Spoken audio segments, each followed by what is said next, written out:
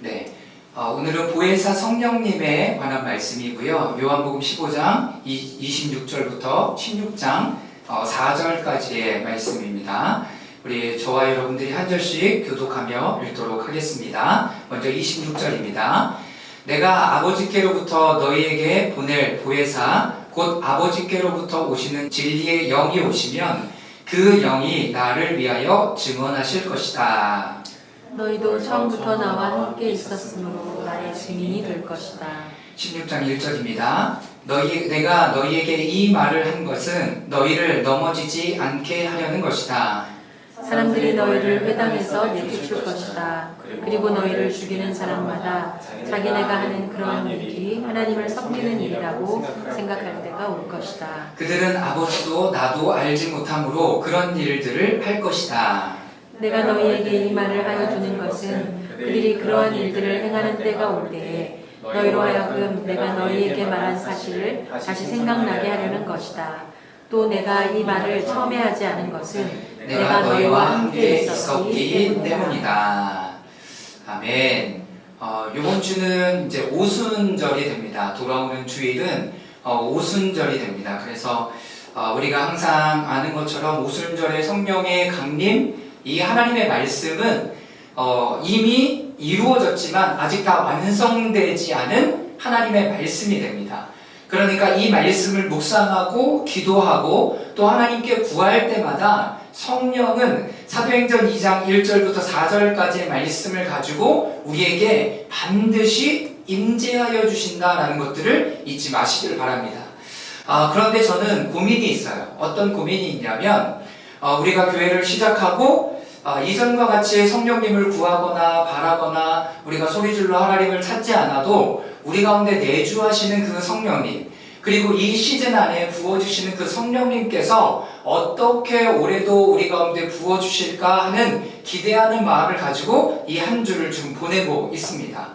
여러분들의 한 주는 어떻게 보내셨을까요? 지난주에 예수님이 승천하셨습니다. 그러면서 우리를 하나님 앞에 드러내고 나타나시고 우리를 하나님 앞에 데리고 가셨어요.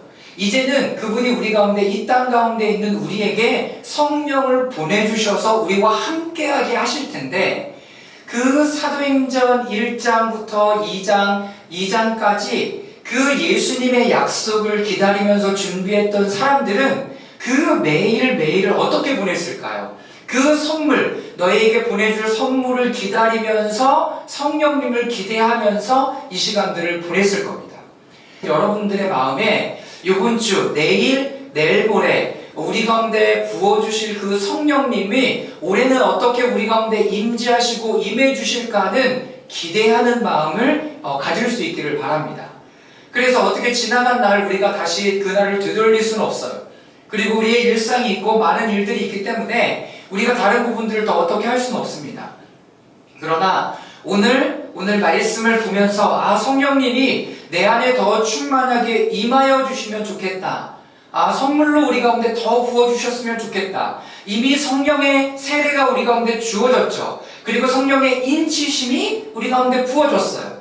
그 임재가 있고 이제 우리 가운데 그 성령님이 내 안에서 더 충만하게 흘러 넘치도록 임하여 주시는 그 일들을 사모하면서 갈 수 있기를 바랍니다.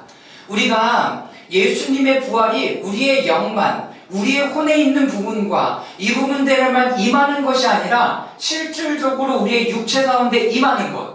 그래서 우리가 몇 년 동안 금식하고 기도하고 사순절을 보내면서 우리가 하나님 앞에 나아갈 수 없도록 방해하거나 내 육체를, 내 혼적인 부분들을 하나님 앞에 나아갈 수 없었던 부분들을 회복해 주셨던 것처럼 이제는 성령님이 우리 가운데 오셔서 우리의 영 안에만 계시는 게 아니라 그 영을 넘어가서 혼과 육에 더 충만하게 나타낼 수 있도록 여러분 사모하는 은혜가 우리 모두 가운데 있기를 주님의 이름으로 축원합니다.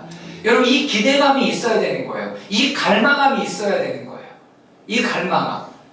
그래서 의무적으로 드리는 시간들이 아니라 내가 이 시간들을 구별하여 하나님 앞에 드렸으면 내가 이 시간들을 하나님 앞에 계속 지속적으로 사모하고 이 시간들을 내가 걸어놓는 거죠. 이게 나를 지키는 방법이에요.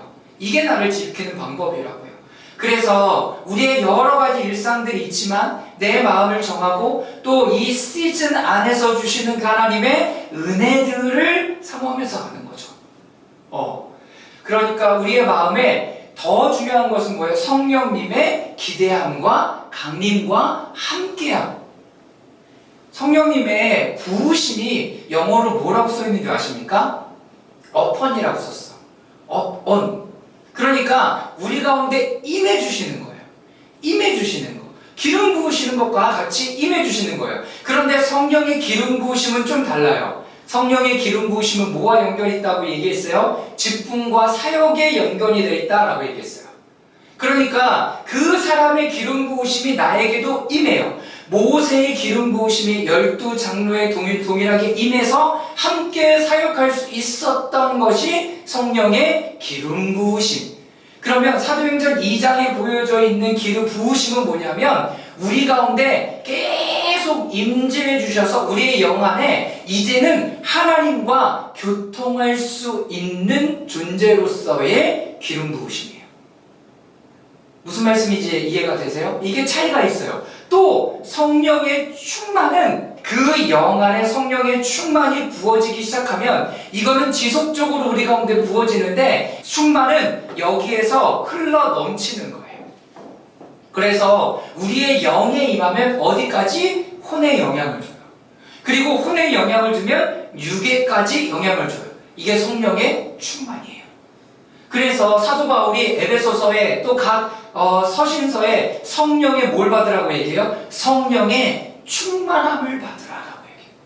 그리고 우리의 몸이 뭐라고 얘기합니까? 성령의 전인 줄 알지 못하느냐? 그러면 여기서 성령의 전 안에서 하나님의 성령의 충만함이 넘쳐나고 성령님이 부으시는 일들 upon us 하는 것처럼 우리 가운데 임하는 거예요. 그런데 upon us라는 단어는 어디에도 또 사용되는 줄 아십니까? 요한계시록 22장 1절부터 4절까지에 보면 하나님의 나라가 우리 가운데 어떻게 upon us 우리 가운데 임한다고 얘기해요. 이게 비슷한 이미지로 우리 가운데 임하는 거죠. 하나님의 나라가 우리 가운데 임하는 것처럼 성령이 우리의 영 안에 임해요. 이게 부으심이에요. 이게 다 차이가 있는 거 아시겠어요?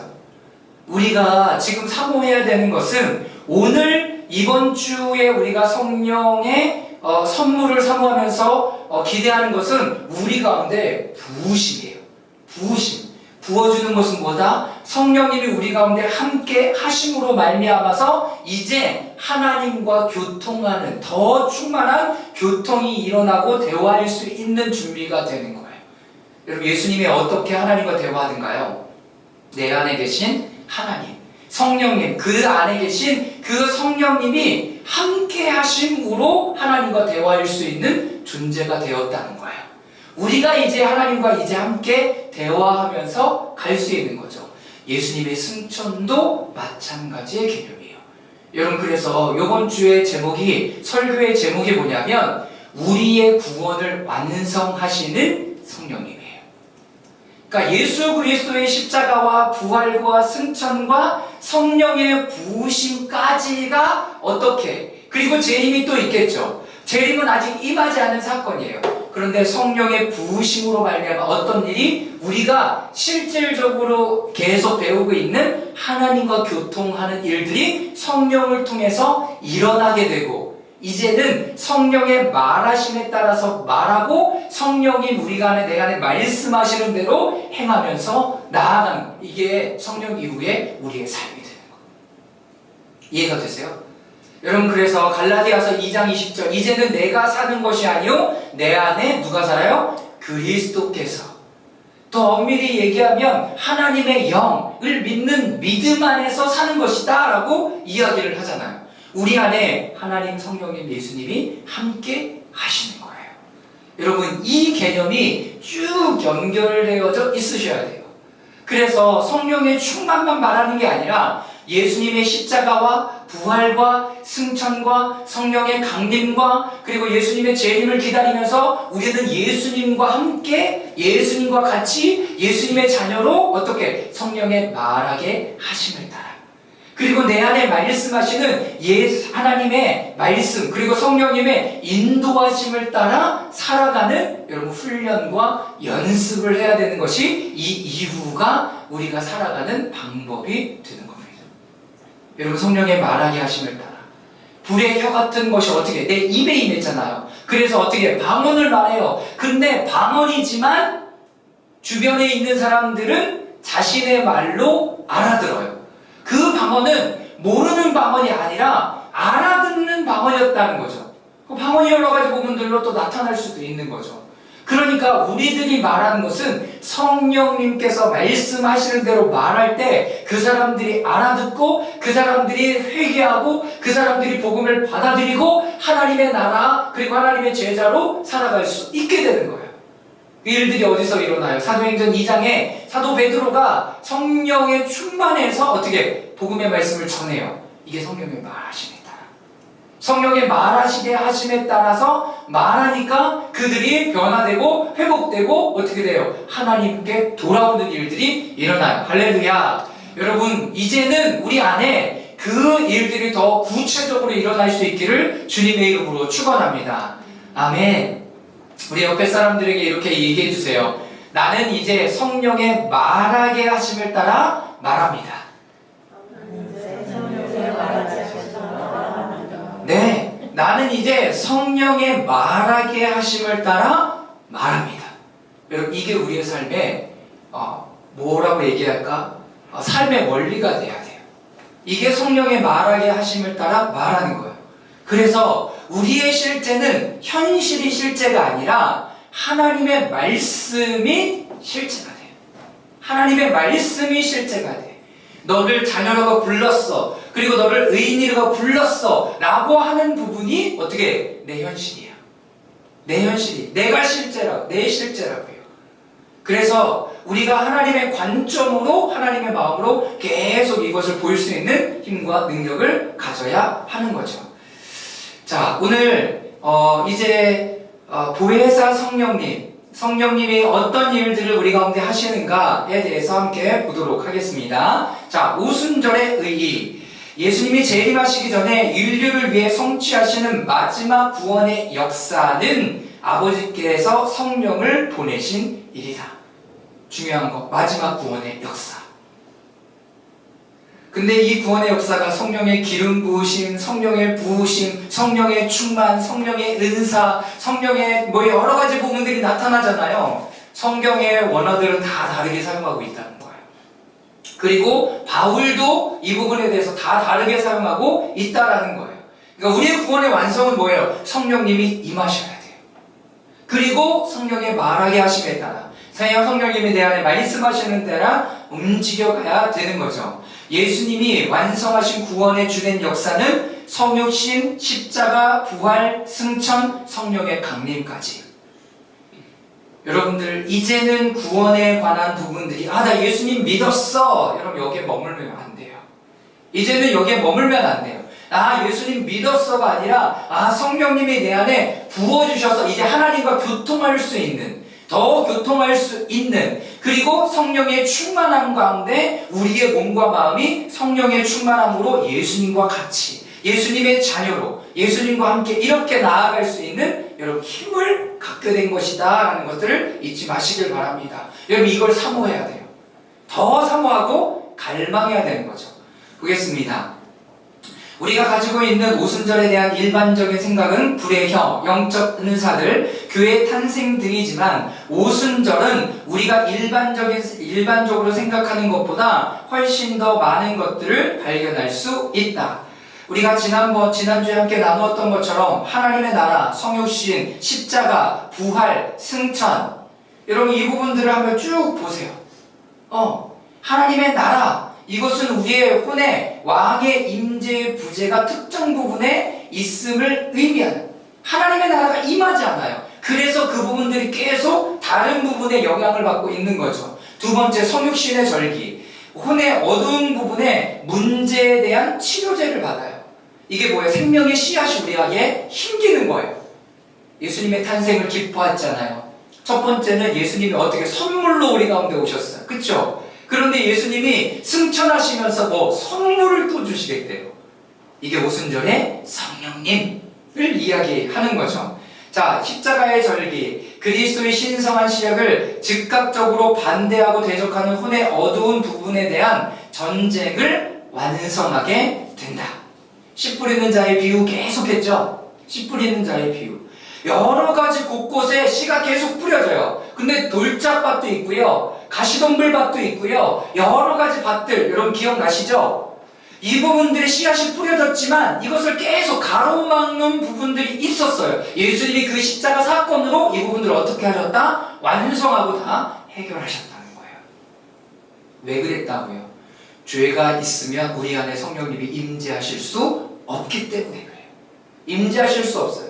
죄의 문제를 다루어 주셔야 돼요. 공소권이 없어야 돼요. 법적으로 해결돼야 돼요. 이것이 십자가 사건이었어요. 십자가 사건. 그러니까 나의 존재 자체가 나는 하나님의 자녀인 거예요. 나는 그분이 보기에 의인인 거예요. 여러분 이걸 잊지 마시기를 바랍니다. 부활, 패배한 옛사람의 본성을 성육신하신 그리스도의 신성한 씨앗에 포함되어 있는 그리스도 안에서 새로운 신성한 인성으로 대체하는 겁니다. 우리의 속사람이 자라가기 시작해요. 어제 고린도 후서 말씀에 보면 우리의 속사람에 대한 이야기가 나오잖아요. 속사람에 대한 이야기가 나오고, 우리의 옛사람이 아니라 우리의 속사람이 이제 자라게 되는 일들이 일어난다는 거예요. 여러분들의 속사람은 생명의 씨앗으로 여러분들에게 심겼고, 말씀을 볼 때, 예배할 때, 기도할 때 여러분 계속 하나님 앞에 심겨지기 시작하는 거예요. 승천, 하나님의 아버지와의 관계가 회복되며 우리가 하늘자리에서 그리스도와 함께 제사장과 왕이 되는 것이에요. 우리를 하나님 우편에 앉게 하셨어요. 그 관점으로 보셔야 돼요.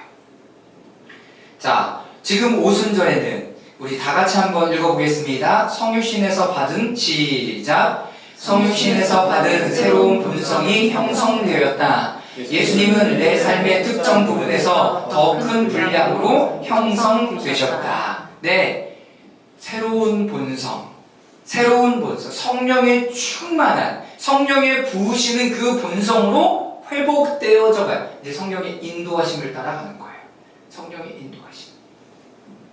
자, 두 번째 읽어보겠습니다. 시작. 이제 나는 이 역사의 완성의 인치심, 즉 아버지의 약속하신 성령님을 받는다. 예, 역사의 완성이 뭐예요? 성령님을 받아야 돼요. 우리 가운데 임해서 하나님과 교통할 수 있는, 아담이 에덴에서 하나님과 그렇게 친밀하게 얘기할 수 있는 그 존재로서의 회복, 여러분 이것이 이루어진 거예요.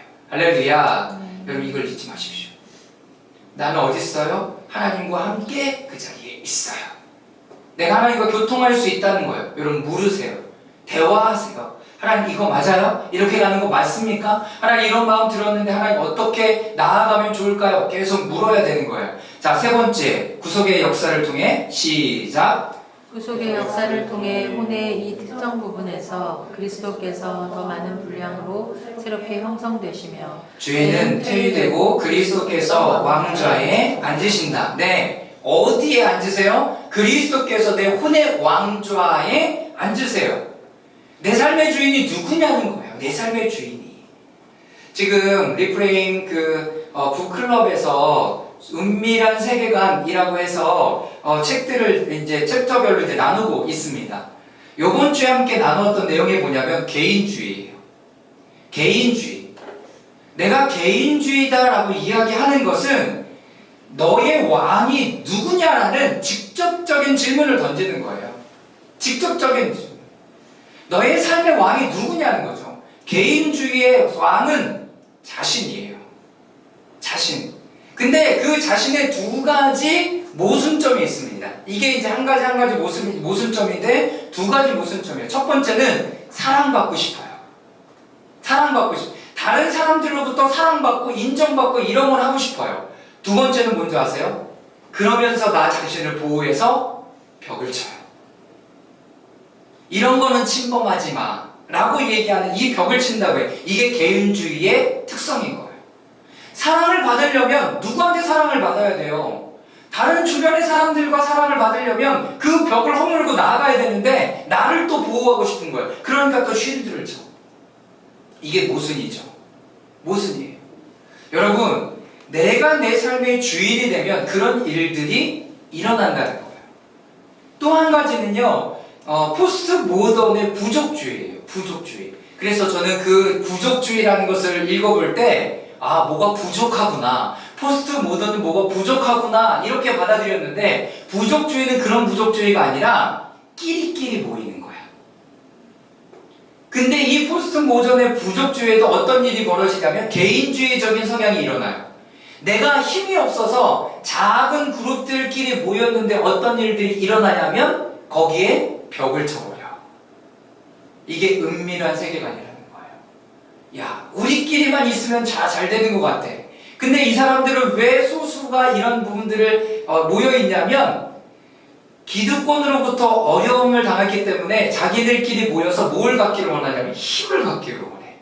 힘을 가지면 내가 뭘 해보겠지라고 얘기하는데 이 힘이 다른 사람들과 일반적이지 않아. 통용되는 원리를 가지고 있지 않아. 다시 말해서 이 사람들 안에 메타 내러티브를 갖고 있잖아요. 그러니까 본래의 이야기로부터 일반적인 이야기를 갖고 있지 않은 거야. 돈 많은 사람들은 또 어떻게? 끼리끼리만 모여. 돈 없는 사람들은 또 끼리끼리만 모여. 연약한 사람들 끼리끼리만 모여. 여러분, 이것이 포스트 모던의 부족주의. 근데 그 부족주의 안에 뭐가 보여지냐면 개인주의적인 성향들이 보여진다는 거예요. 여러분, 지금 하나님께서는 우리의 혼의 어떤 특정한 영역 가운데 임하시고요, 하나님께서 우리를 새롭게 해 나아가기를 원하세요. 하나님이 우리를 근본적으로 구속하시는 그런 일들을 해 나아가기를 원하는 거예요. 내 안에 개인주의적인 성향이 있는지 보셔야 돼요. 내 안에 나는 이렇게만 머물고 싶은 어떤 마음이 있는지 보셔야 돼요. 여러분, 이것이 여러분 은밀한 세계관 가운데 녹여져 있는 이야기예요. 그래서 이거를 카드뉴스로 좀 거기에 조금 우리가 이런 거구나를 알 수 있도록 카드뉴스를 만들어서 여러분들과 또 공유하고 있습니다. 그 안에서 좀 보시고 더 관심이 있으신 분들은 그 책을 보시면 좋을 것 같습니다.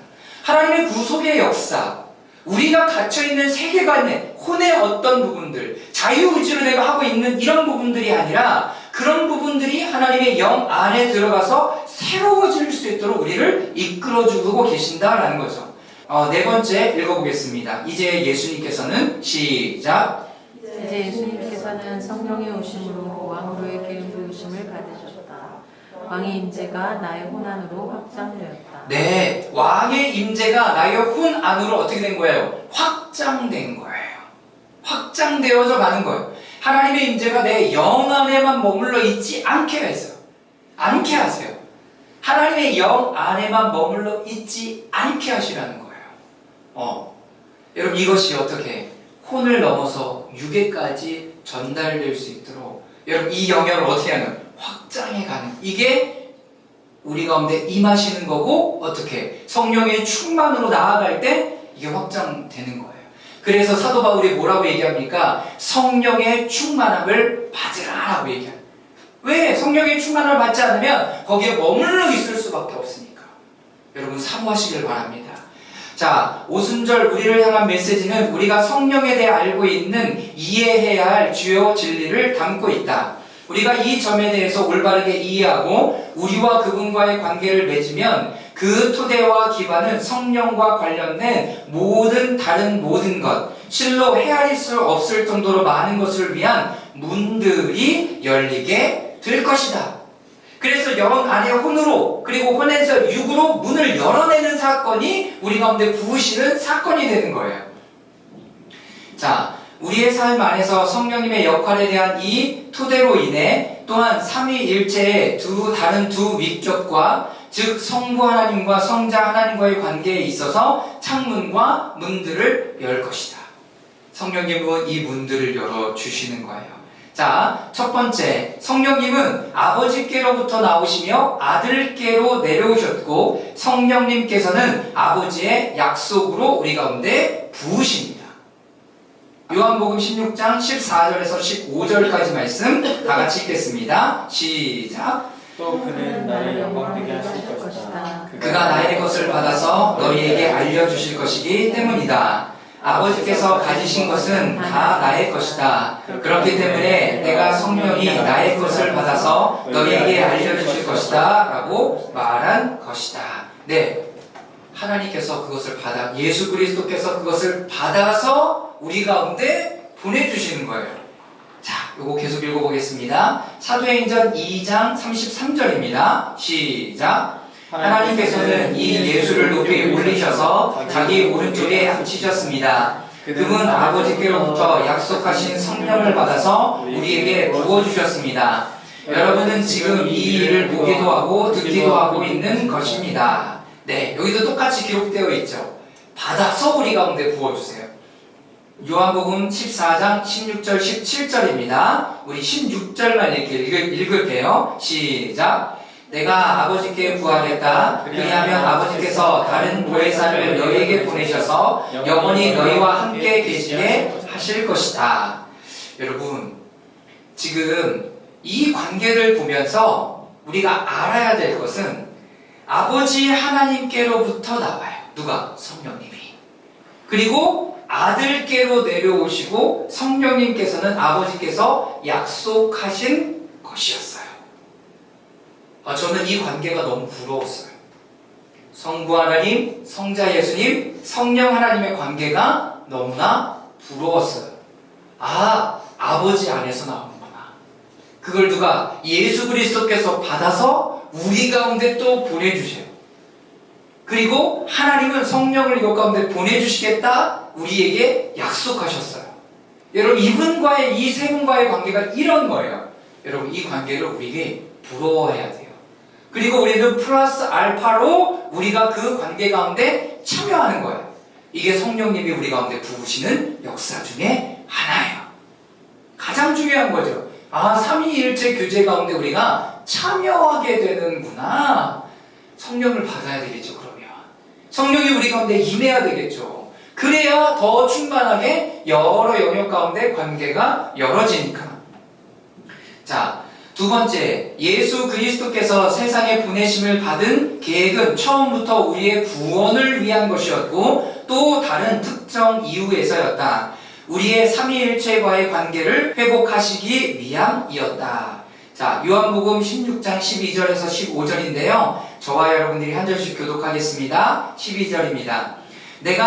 아직도 내가 너희에게 할 말이 많으나 너희가 지금은 감당하지 못한다.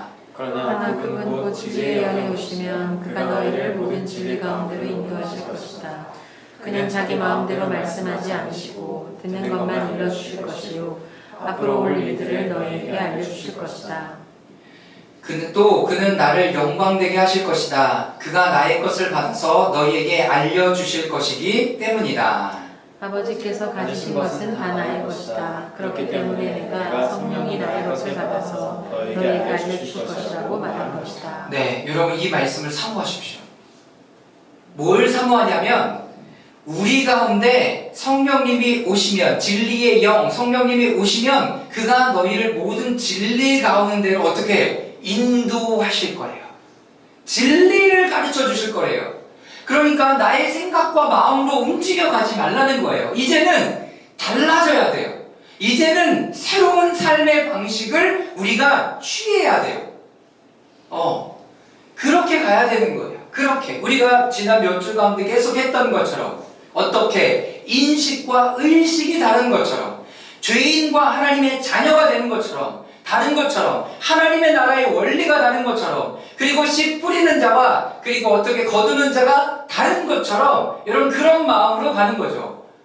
어제 말씀을 읽으니까 거기에 또 이제 재정에 관한 원리 하나가 나오잖아요. 뭐가 나오던가요? 너희가 그 재정을 할 때, 재정을 보낼 때 재정을 심을 어떻게 하래요? 어떻게 하래요? 말씀 다 안 읽으셨나? 네, 여러분 기쁘게 하래요. 기쁘게 하래요. 너희들이 이 헌금을 드릴 때 다른 교회에 하나님의 나라를 위해서 이 헌금을 드릴 때 여러분 기쁘게 하래요. 여러분 그것이 우리의 마음이라는 거예요. 또 고린도 전서에도 그 얘기가 있었어요. 고린도전서에는 뭐라고 얘기했는지 아십니까? 헌금을 할 때 사도 바울이 와서 우리 헌금합시다 라고 얘기하면 그제서야 없는 중에 헌금을 내지 말고 미리 그 헌금을 준비해 두라는 거예요. 미리 그 헌금을 준비해 두라는 거예요. 지금은 다 잊어버렸어요. 그런데 예전에 우리 할머니들, 할아버지들, 부모님들 어떻게 헌금했는지 아세요? 잊어먹을까봐 여러분들에게 얘기해 드리는 거예요. 돈을 받으면 우리가 일반적으로 쓰는 돈 꾸깃꾸깃 하잖아요. 어떻게? 그거를 스프레이로 물을 축축 뿌려갖고 다리 위에서 착착 때려. 그래서 그거를 성경 안에 꽂아놔. 그리고 주일날 이것을 성경 안에 넣고 그대로 가져와서 하나님께 드렸어요. 여러분 그렇게 정성스럽게 헌금을 드렸어요. 뭐 방식이 중요하겠습니까? 더 중요한 건 성경에 사도 바울이 얘기했던 지금 당장 내가 얻는데 꾸어서 그거 하지 말고 미리 준비해두고 있다가 그 헌금을 보내라 라고 얘기하는 거예요. 또 한 가지 어떻게 기쁨으로 그 헌금을 드리라 라고 얘기하는 것이 성경에서 헌금을 또한 후원금을 보내는 원리라는 거예요. 어디로? 하나님의 나라 안에서 보내는 거죠. 여러분들이 리프레임 처치 가운데 절기헌금을 보내요. 사순절, 부활절, 성탄절 이런 헌금들은 우리가 잘 모아놨다가 정말로 그 필요가 있는 곳에 연약한 자들 또 생명을 회복하는 그런 일들 가운데 계속 흘려보내고 있어요. 헌금을 지금 이 사람이 아픕니다. 여기 헌금합시다. 이게 안에서 막 긁어모을 수도 있지만 우리가 절기헌금을 드렸던 것 안에서 하나님 앞에 또 올려보내고 또 다음 절기 때 또 모아진 것을 가지고 또 올려보내면 우리는 언제든지 그 헌금들을 흘려보낼 마음의 준비가 되어져 있는 거예요. 여러분 우리가 더 이제 해야 되는 것은 선교헌금이나 이런 부분들도 또 해야 되는 필요가 있겠죠. 하나님께서 그 길들을 또 열어주실 거예요. 여러분 그 마음을 잘 가지고 있다가 또 기도하는 마음으로 가지고 나아가는 거죠. 자, 여기가 지금 어떤 말씀을 하다가 지금 여기에 머물렀어요. 진리의 영이 오시면 그가 너희를 모든 진리 가운데 인도해 주실 것이다. 이거를 사모하는 거예요. 아, 성령님이 나에게 가르쳐 주시고 생각나게 해주시는구나. 요한복음 15장 16장 여기 보면 성령에 대한 그날에 대한 이야기를 하면서 가르쳐 주시고 생각나게 해주실 거예요. 그분이 승천하시고 하나님과의 관계가 회복되고 성령님이 우리 가운데 부어주셔서 하나님과의 관계의 문이 열어지면 더 많은 부분들을 우리 가운데 어떻게 가르쳐 주실 거예요. 여러분 이거 사모하세요. 사모하는 것만으로도 하나님 더 많이 가르쳐 주실 거예요. 할렐루야. 여러분 그 일들이 여러분 가운데 더 확정되기를 바랍니다. 자, 그리고 14절 그는 또 나를 영광되게 하실 것이다. 그가 나의 것을 받아서 너희에게 알려주실 것이기 때문이다. 여러분 하나님을 아는 것은 또 뭔지 아세요? 하나님을 영광되게 하는 거예요. 하나님을 아는 것은 하나님을 영광되게 하는 거라고요. 하나님을 잘 모르면 어떻게 되는 줄 아십니까? 내가 어떤 엄한 일들을 하면서 나 하나님께 영광 돌리고 있어 이런 생각들과 이야기를 한다고. 아니에요 여러분. 성령님이 우리 가운데 말씀해 주시고 그 하나님의 일들을 할 때 하나님이 영광 받으시는 거예요. 그리고 성령이 나의 것을 받아서 너희에게 알려줄 것이다. 하나님의 마음으로 그 일들을 하게 하실 것입니다. 자, 세 번째, 성령님은 우리를 절대로 실족하지 않도록 하신다. 여러분 실족이 뭐예요? 발을 잘못 디디는 거예요. 그런데 또 잘못된 행동을 하는 것을 실족이다라고 얘기해요. 잘못된 행동을 하는 게 실족이에요. 나 실족했어. 다른 사람들 때문에 그런 게 아니라 내가 발을 잘못 디뎌서 그런 거라고요. 내가 잘못 생각하고 있는 거죠. 여러분 이걸 바꿀 필요가 있어요. 실족하는 이유는 뭐냐면 우리는 자신과 다른 사람들을 이해하지 못하며 하나님의 뜻을 따라 상황을 대처하고 다루는 방법을 이해하지 못하고 하나님과 그분의 방식과 길을 이해하지 못하기 때문이다. 이게 가장 커요. 하나님의 방식을 몰라요. 하나님의 일하심을 몰라요. 하나님은 우리를 시험하지도 않고요, 넘어지도록 내버려 두지도 않으세요. 특별히 성령님은 우리를 절대로 어떻게 하게 하지 않으세요? 실족하게 하지 않으세요. 굉장히 중요하죠. 지금 이 땅의 그리스도인들도 교회를 어려워하고 실족하고 넘어지는 사람들이 많아요. 근데 하나님의 방법이 뭔지 몰라요. 말씀을 보고 하나님의 방법을 아는 게 아니라 다른 사람들을 통해서 하나님의 방법을 배우기 때문에 그래요. 그러니까 하나님의 말씀, 성령의 인도하심에 따라서 하나님의 방법을 배워야 하는 거죠. 자, 요한복음 16장 2절인데요. 우리 다 같이 한번 읽어보도록 하겠습니다. 시작. 사람들을 너희를 회당에서 내쫓을 것이다. 그리고 너희를 죽이는 사람마다 자기네가 하는 그러한 일들이 하나님을 섬기는 일이라고 생각할 때가 올 것이다. 보세요, 여기. 너희를 죽이는 사람마다 자기네가 하는 그러한 일이 하나님을 섬기는 일이라고 생각할 때가 올 것이다. 여러분, 지금이 그때인지 몰라요. 하나님의 공동체에서 사람을 죽이고 있음에도 불구하고 이거 맞는 거야 라고 얘기할 수도 있다고요. 여러분, 무슨 말씀인지 이해가 되시죠? 여러분, 되게 무서운 말씀이에요. 그래서 어떻게 1절에 내가 너희에게 이 말을 한 것은 너희를 넘어지지 않게 하려는 것이다. 성령님이 우리 가운데 오셔서 그분이 하시는 일이 바로 그런 일이다 라고 이야기를 하는 거예요.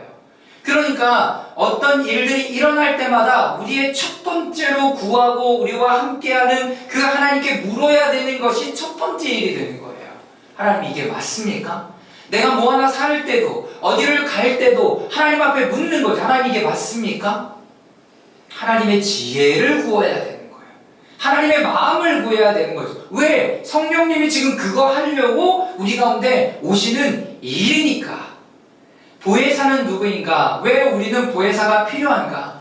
성령님께는 권능도 아니고 은사도 아니다. 물론 성령님께서는 우리에게 능력과 선물을, 은혜를 부어주세요. 또한 우리를 격려하시고 지지하시고 인도하시고 서로 섬기도록 은사를 주실 수가 있습니다. 여러분, 그런데 이거는 굉장히 2차적인 부분이에요. 성령님이 우리 가운데 오시는 것은 하늘에 거하시고 또한 인간의 마음에 거하시는 인격이시다라는 것을 잊지 마십시오. 여러분, 인격 우리가 계속 얘기하잖아요. 인격은 뭐냐면 그분과 대화할 수 있다는 거예요. 인격은 그분과 대화할 수 있다라는 거예요. 기능적인 부분들로만 성령을 찾지 마십시오. 인격적인 부분이 되면 기능적인 부분들은 그냥 자연적으로 되는 거예요. 자연적으로. 그래서 우리가 더 추구해야 되는 것은 무엇이에요? 성령님과의 인격적인 교제. 그 안에서 하나님을 더 알아감. 예수 그리스도의 십자가와 부활과 그 승천, 그리고 성령의 강림, 이 사건들이 우리에게 어떤 의미를 주는가? 여러분, 그것을 더 많이 성령님을 통해서 알아야 해요. 알아야 해요. 배워야 해요. 그래야 그분 안에 더 거할 수가 있어요. 여러분, 저는 성령 사역 오래 했잖아요. 집회도 오래 했어요. 여러분, 그런데 성령님이 지금 이렇게 말씀하시고 우리 가운데 이렇게 임하신다라고 얘기하면 더 사모할 수밖에 없는 거죠. 자, 요한복음 16장 14절 15절 우리 다시 한번 읽어보도록 하겠습니다. 14절 15절입니다. 시작. 또 그는 나를 영광되게 하실 것이다. 그가 나의 것을 받아서 너희에게 알려주실 것이기 때문이다. 아버지께서 가지신 것은 다 나의 것이다. 그렇기 때문에 내가 성령이 나의 것을 받아서 너희에게 알려주실 것이라고 말하는 것이다. 여러분, 성령님이 우리 가운데 아버지의 것을 다 알려주실 것이고 우리 가운데 주실 거예요. 여러분, 이걸 사모하세요. 하나님 이거 주세요. 하나님 이거 주세요. 하나님 이거 주세요. 이거 나 하나님의 자녀잖아요. 하나님 이거 나에게 주세요.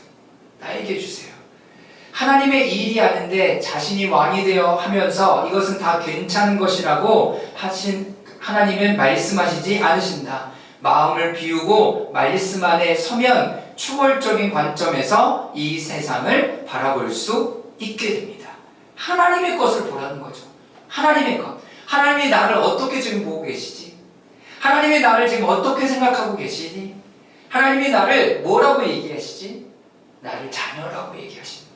나를 의인이라고 얘기하시는구나. 나의 원래 값은 온전하다고 이야기하시는구나. 이렇게 받아들일 수 있기를 바랍니다. 네 번째, 성령님 파라클레이토스는 우리의 옆에서 서서 항상 우리와 함께 걸으시는 분입니다. 자, 7절과 8절인데요. 우리 또 다 같이 한번 읽어보겠습니다. 시작.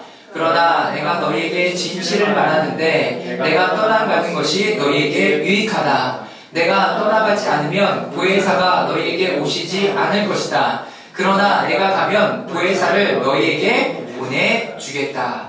그가 오시면 죄와 의와 심판에 대해서 세상의 잘못을 깨우치실 것이다. 여러분, 성령님이 우리 가운데 함께 하시면 보혜사 성령님은 우리와 함께 걸어가시면서 죄와 의와 심판에 대해서 세상의 잘못에 대해서 우리에게 깨우쳐 주실 거예요. 여러분, 그러니 성령님 우리 가운데 있어야죠. 이것이 죄가 맞습니까? 여러분 물어보세요. 하나님 이거 의로운 일입니까? 여러분 물어보세요. 그리고 하나님 이것이 잘못된 것입니까? 여러분 물어보시라고요. 이게 바른 겁니까? 여러분 물어보시라고요. 성령님과 함께. 성령님 안에서 여러분 왜? 보혜사 성령님은 우리와 함께 하세요. 보혜사는 우리를 도우시는 분뿐만 아니라 여러분 함께 우리를 변호하는 분이시기도 해요. 변호사가 뭐예요? 내 편이잖아요. 그런데 내 편이 되려면 드라마에서 나오죠. 뭐라고 얘기해요? 나에게 속이는 거 없어야 됩니다. 나는 그게 제일 마음에 많이 남던데 내가 다 알고 있어야 됩니다. 그래야 당신을 변호할 수 있습니다. 여러분 진짜 자기 편이에요. 돈 내고 산 사람이지만 자기 편이라고요. 여러분 예수님은 성령님을 우리 가운데 보내주시면서 우리 이 땅에 누구를 줘요? 변호사를 보내주신 거라고요. 여러분 그 변호사를 사용하세요. 그 변호사를 사용하시라고요. 이게 맞습니까? 이게 바릅니까? 이게 옳은 일입니까? 이게 죄된 일입니까? 여러분 그 변호사와 상의하세요. 그리고 우리의 삶 가운데 이제는 나 혼자 걸어가는 일이 없도록 하십시오. 나 혼자 걸어가는 일, 내가 재정을 사용하는 일, 내가 건강과 시간과 우리의 삶의 모든 영역들을 사용하는 데 있어서 이 변호사가 우리 가운데 함께하다는 것을 여러분 잊지 마시라는 거예요. 잊지 마시라는 거예요. 그래서 이 변호사가 나를 위해서 일해 주시고 나와 함께 하시는 인격적인 변호사. TV에 많이 나오잖아요. 1,000원짜리 변호사 이런 사람들 1,000원만 있어도 나를 위해서 정말 헌신해주는 변호사. 우리의 성령님이 예수님이 승천하시면서 그 성령님을 보내주시고 하나님과의 관계를 열어주셔서 이 성령님이 우리 가운데 함께 하신다는 거예요. 여러분 그 성령님을 사모하실 수 있기를 바랍니다. 아멘. 여러분 내 옆에 그 변호사가 계세요. 제일 먼저 뭘 물어볼 거예요? 뭘 물어보시겠습니까? 그럼 진의가 아니라요 인격적으로 대화할 수 있는 그분이세요. 그렇다면 뭘 그분께 제일 먼저 물어볼까요? 제일 먼저 여러분 오늘 그 성령님께 그 부분들을 묻고 나가실 수 있기를 바랍니다. 묻고 나가면서 하나님께서 우리에게 말씀하시는 그 하나님의 마음들을 여러분 하나님께 올려드리며 나아갈 수 있기를 바랍니다. 한 1, 2분 정도 우리 침묵 가운데 나는 지금 오늘 무엇을 부를까? 난 어떻게 할까? 잠깐 침묵 가운데 기도하며 나아가겠습니다.